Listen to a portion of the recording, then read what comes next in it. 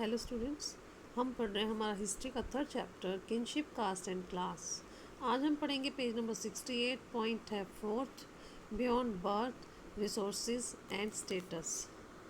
अब इस टॉपिक के अंदर क्या बताया गया स्टार्टिंग में आपको, if you recall the economic relations discussed in chapter 2, जैसा कि हमने चैप्टर 2 के अंदर जो इकोनॉमिक रिलेशंस के बारे में जो हमने पढ़ा था, अगर तुम याद करते हो, you will realise that slaves landless agricultural labour. Slaves कौन थे? जो लैंडलेस एग्रीकल्चरल लेबर थे, हंटर्स थे, फिशर फॉक्स थे, pastoralist, peasants, village headman, craft person, merchants and kings emerged as social actor in the different part of the subcontinent। ये सब जो थे, इस सब कॉन्टिनेंट के अंदर इन लोगों ने अलग अलग जो अपना रोल है सोशल एक्टर के तौर पर, उन्होंने सामाजिक जो भी इनका रोल था उसको उन्होंने प्ले किया है। Their social position were often shaped by their access to economic resources. इनकी जो सोशल जो सिचुएशन थी वो किस तरीके से हम देखते थे कि इनके पास कितने रिसोर्सेज हैं, कितने रिसोर्सेज के ये मालिक हैं। तो उसी के अकॉर्डिंग हम इनका जो है क्या सिचुएशन होती है, स्पेसिफिक सिचुएशंस क्या है, तो वही हमें बताते थे इनके बारे में। ठीक है, तो अब हम पढ़ेंगे, हमारा मेन टॉपिक यहाँ से शुरू होगा 4.1 से, gender access to property. Gender में जैसे आपको पता है वोमेन और मैन, मतलब कैसे क्या होता था उनका प्रॉपर्टी को लेकर, कैसे मालिकाना हक वो था रख सकते थे। Considered first critical episode in Mahabharata during the course of the long drawn rivalry between the Kauravas and the Pandavas. अब यहाँ क्या बताया गया है कि अगर हम देखें एक क्रिटिकल एपिसोड जो है महाभारत का, जो कि लंबे समय से जो इनके अंदर जो प्रतिस्पर्धा थी वो चली आ रही थी, कौरव और पांडव आपस में एक दूसरे के प्रतिद्वंदी थे। Duryodhana invited Yudhishthira to game of dice. जो दुर्योधन थे उन्होंने क्या किया, युधिष्ठिर को इनवाइट किया, जो डाइस की गेम, जो दूध की गेम खेलते थे, जुआ वगैरह जो खेलते थे, उस गेम के लिए उन्होंने इनवाइट किया। The latter who was deceived by his rival staked his gold। मतलब बाद में उसको क्या हुआ, धोखे से, रिसीव्ड बाय हिज राइवल, जो उसका राइवल था दुर्योधन, उसके द्वारा धोखे से स्टेक हिज गोल्ड, मतलब उसका जो गोल्ड था उसको दाव पे लगवाया। एलिफेंट्स को, जितने भी रथ थे, जो स्लेव्स थे, आर्मी थी, ट्रेजरी, किंगडम, जो भी उसकी प्रॉपर्टी थी, उसके भाई, और आखिर में उसने अपने आप को सबको उससे हार गया। ठीक है, ये एपिसोड आपने कई बार देखा भी है, सुना भी, और आपको पता भी है किस प्रकार से क्या हुआ था। Then he stake their common wife Draupadi and lost her too. और बाद में उसने क्या किया, जो इनकी कॉमन वाइफ थी द्रौपदी, उसको भी दाव पर लगा दिया और उसको भी ये लोग हार गए। ठीक है, अब सेकंड पैराग्राफ है यहाँ पर आपका, issues of ownership foregrounded in stories such as this one। अब जो इश्यूज था मालिकाना हक को लेकर, जैसा कि स्टोरी के अंदर बताया गया है, also figure in the Dharmasutra and धर्मशास्त्र। जो धर्मशास्त्र है, जो धर्मसूत्र है, उसके अंदर पहले ही बताया जा चुका है। अकॉर्डिंग टू मनुस्मृति, मनुस्मृति के अनुसार the parental estate was to be divided equally among a son after the death of the parents. अब जो मनुस्मृति है वो क्या कहती है कि जो पेरेंट्स की संपत्ति है उसे डिवाइड कर दिया जाना चाहिए बराबरी से उसके बेटों के बीच में, जब उसके पेरेंट्स की पेरेंट्स की जो है मृत्यु हो जाए, with the special share for the eldest, और स्पेशल शेयर होना चाहिए जो सबसे बड़ा बेटा होता है उसके लिए। Women could not claim a share of these resources. जो वोमेन्स हैं इस रिसोर्स में से किसी प्रकार का शेयर नहीं क्लेम कर सकती। ठीक है, अब नेक्स्ट पैराग्राफ क्या है, ऐसा मनुस्मृति में लिखा गया है। However women were allowed to retain the gifts they received on the occasion of their marriage as stridhana, literally a women's wealth.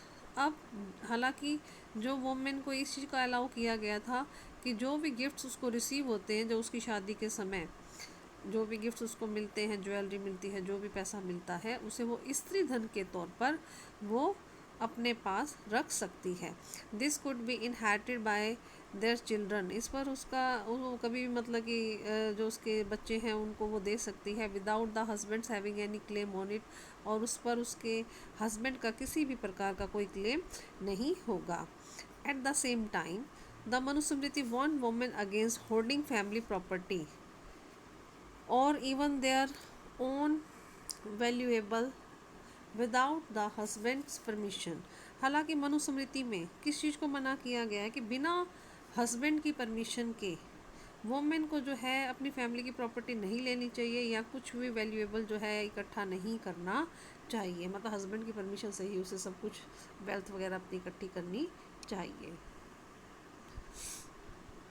Next paragraph, you have read about wealthy women such as Vakataka queen Prabhavati Gupta chapter 2। हमने जो है पढ़ा है जो सबसे wealthiest women रही हैं वाकाटक की रानी जो थी प्रभावती गुप्ता, चैप्टर 2 के अंदर। हाउ एवर क्यूमुलेटिव एविडेंस, हालांकि बहुत ही ज़्यादा जो एविडेंसेस हैं बहुत एपिग्राफिक एंड टेक्सुअल, चाहे वो अभिलेख मिले हैं एपिग्राफिक हैं, चाहे वो टेक्सुअल है कोई साहित्य वगैरह है, suggest that while upper class women may have had access to resource, जो मतलब कि अपर क्लास की जो वुमेन्स थी वो उनकी पहुंच थी रिसोर्सेज तक, लैंड, कैटल, मनी, और जनरली जो कि मेंस के द्वारा कंट्रोल किया जाता था, वो अपर क्लास की लेडीज़ भी उन तक पहुंच सकती थी, मतलब उनको रख सकती थी।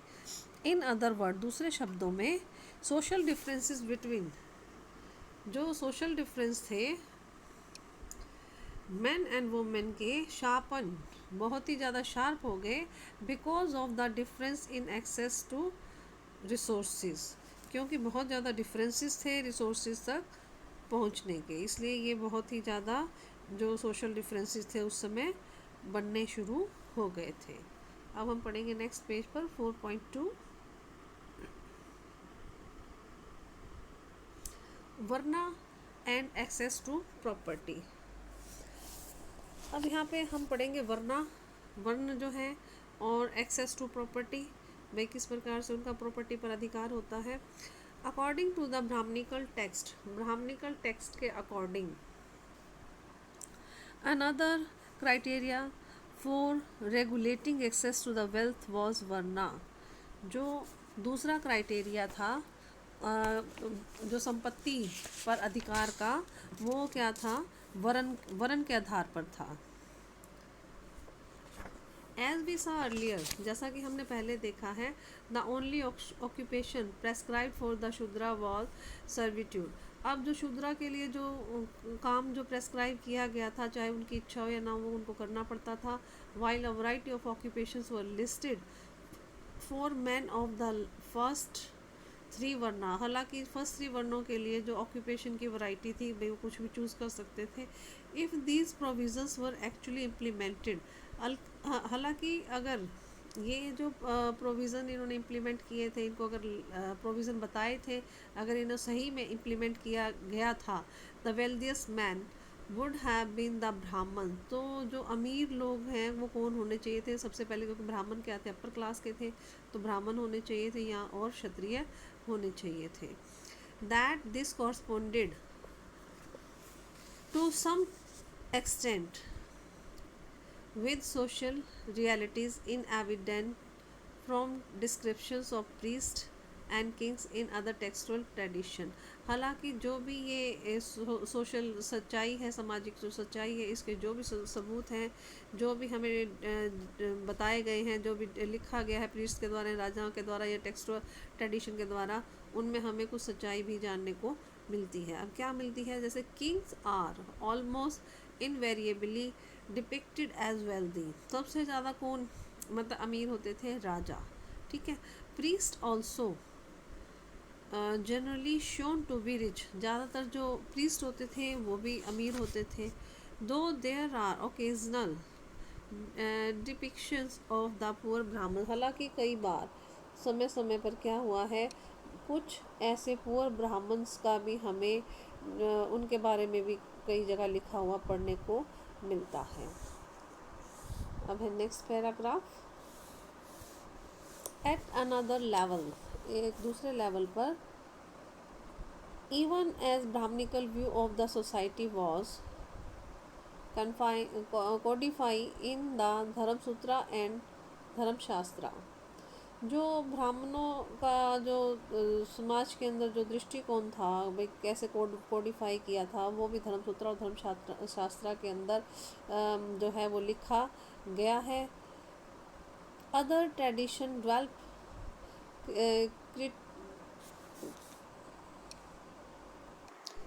क्रिटिक्यूज ऑफ द वर्ना ऑर्डर। अब ये जो इन ट्रेडिशंस के अंदर जो लिखा गया था उस समय जो डेवलप हो रही थी वर्ना ऑर्डर जो डेवलप हो रहा था, उसका विरोध, क्रिटिक्यूज मतलब उसका आलोचना भी की जा रही थी। कौन आलोचना कर रहे थे वो अब यहाँ पर बताया गया है, कौन कौन आलोचना कर रहे थे। Some of the best known of these were develop within the early Buddhism. अब सबसे पहले किसने शुरू किया था इसके लिए, जो बुद्धिज़्म थे, बुद्धिज़्म जो धर्म था उसके अंदर जो है इनकी आलोचना जो थी वो करनी शुरू की गई थी। जो वर्ण व्यवस्था थी जो कि 6th सेंचुरी के अंदर इसकी शुरुआत हुई थी बौद्ध धर्म की, और डिटेल में हम जो है 4th चैप्टर के अंदर इसके बारे में पढ़ेंगे। The Buddhist recognise that there were differences in the society. अब जो बुद्धिस्ट थे वो क्या कह रहे थे कि समाज के अंदर क्या है, डिफरेंसेस हैं, but did not regard these as natural और इनफ्लेक्सिबल। और क्या है, कुछ भी ऐसा नहीं था कि इसके अंदर ये नेचुरल है या फिर इनफ्लेक्सिबल है, मतलब लचीलापन इनके अंदर नहीं था। They also rejected the idea of claims to status on the basis of birth. अब ये जो बौद्ध थे इन्होंने क्या किया कि जो ये क्लेम कर रहे थे धर्मसूत्रा या धर्मशास्त्र या ब्राह्मणिकल टेक्स्ट जो भी थे वरना जो है बर्थ के ऊपर आधारित है, तो इस स्टेटस को भी उन लोगों ने रिजेक्ट किया था, इस आइडिया को भी जो है रिजेक्ट किया था।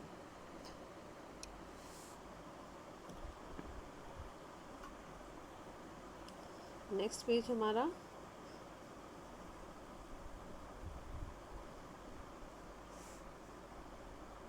Page number 74.3। An alternative social scenario sharing wealth. अब एक अल्टरनेटिव वैकल्पिक सामाजिक जो रूपरेखा थी क्या थी, शेयरिंग वेल्थ, वेल्थ को शेयर करना। So for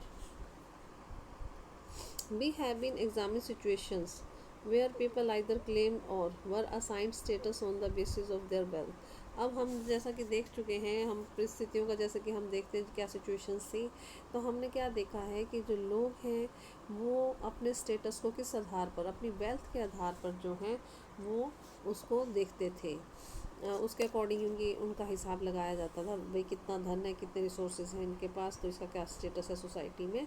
However, there were other possibilities as well। हालांकि और भी possibilities थी। Situations where men who were generous were respected। अब जो ऐसी सिचुएशन जिसके अंदर जो मेन हैं वो जेनरस हो, दानी वगैरह हो, अपना धन जो है वो दान करते रहें, सोसाइटी के लिए कुछ करते रहें, उदार प्रवृत्ति का होना, ठीक है, तो उसकी क्या की जाती थी, सोसाइटी में रिस्पेक्ट जो है वो की जाती थी। While those who were miserly और simply accumulated wealth for themselves were despised. अब ऐसे लोग जो बहुत ही कंजूस होते थे और सिंपल जो है अपना धन अपने लिए ही इकट्ठा करते थे, और उसे क्या कहा जाता था, उससे घृणा की जाती थी, नफरत की जाती थी। One area where these values cherished was ancient Tamilakam. अब कुछ ये इस प्रकार का जो सीन था, मतलब कि जो एरिया था एक इस प्रकार का, या इस प्रकार का जो भी सीन था इन वैल्यूज़ को लेकर, वो कहाँ पर देखने को मिलता है, एक एंशियंट जो तमिलकम, जैसा कि चैप्टर 2 के अंदर हम पढ़ चुके हैं, जो ग्रंथ था उसके अंदर इस सिचुएशन हमें पढ़ने को मिलती है। There were several chiefdoms around 2000 year ago. लगभग 2000 साल पहले बहुत सारी जो चीफ डॉम्स थी, सरदारियाँ जो थी वो थी। Amongst other things the chiefs were patron of the bards and poets who sang their praise. अब इनमें से जो ये चीफ होते थे ये क्या करते थे, जो पोइट्स होते थे या जो बार्ड जो भी लेखक वगैरह जो भी इनके प्रेज में जो सॉन्ग गाते थे, उन लोगों को क्या करते थे, आश्रय देते थे, उनकी रक्षा करते थे, उनको आश्रय देते थे। Poems include in the Tamil Sangam anthology often illuminate social and economic relationship। अब जो ये पोइम्स हैं जो तमिल संगम के अंदर जो लिखी गई हैं वो ज़्यादातर ये जो इकोनॉमिक जो भी चित्र हैं, मतलब जो भी स्थिति थी उसके बारे में डिटेल में बताती है। सजेस्टिंग दैट, और क्या सजेस्ट करती है, वाइल देयर वर डिफरेंसेस, हालांकि बहुत ही सारे डिफरेंसेस होते थे रिच और पुअर के बीच में।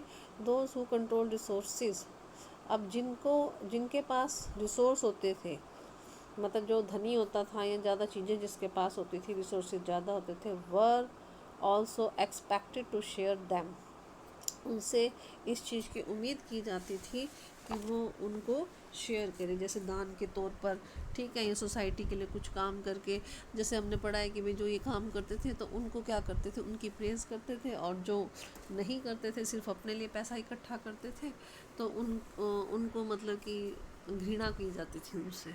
ठीक है, तो आज का टॉपिक हम यहीं तक करेंगे, यहाँ तक किसी को प्रॉब्लम हो तो मुझसे पूछ लेना। Thank you.